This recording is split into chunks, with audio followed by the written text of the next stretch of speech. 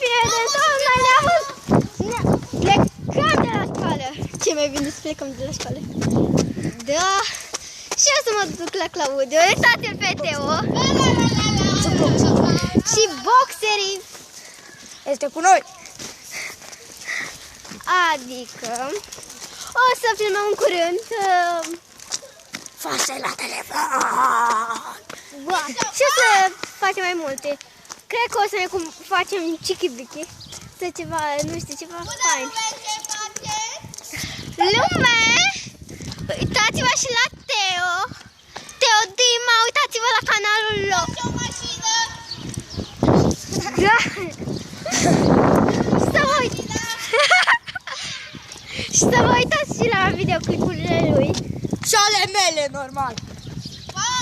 Eu sunt cel mai popular. Eu sunt cel mai popular dintre voi. Ai, da, ați 28 de abonați. 29. Da. Serios, dar să mai are 6 abonați. 6? Aoleu. Și să vă uitați și la Dari. Noi trei suntem veri YouTube-ului. Ne-am băgat și un nume, veri YouTube-ului. Chiar bă, acum când ne ajungem acasă o să facem și, cum să zic, încă un canal nou, veri YouTube-ului și o să filmăm noi trei. Veri YouTube-ului, adică numai noi trei, atâta. Da. Nu o să mai fie numai doi, numai noi sau trei. Cu ceilalți YouTuberi o să mai filmăm. Veri YouTube-ului, prietenii YouTube-ului. Sunt mai multe care... Și noi o să ne facem mai multe canale și ca să câștigăm mai mulți bani.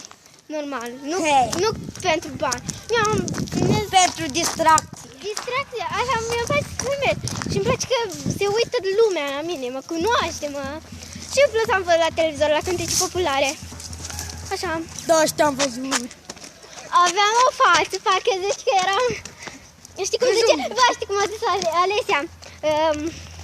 Când a... vai, că se uita și Alesia. Vai, mamă, uite-o cum e Andra, oare mai poate să se întoarce înapoi? Așa te-am zis. Doamne, am mai ajuns. Aici e în fața blocului. Trecem gările. Da. Și pe aici sunt. Și aici încheiem episodul.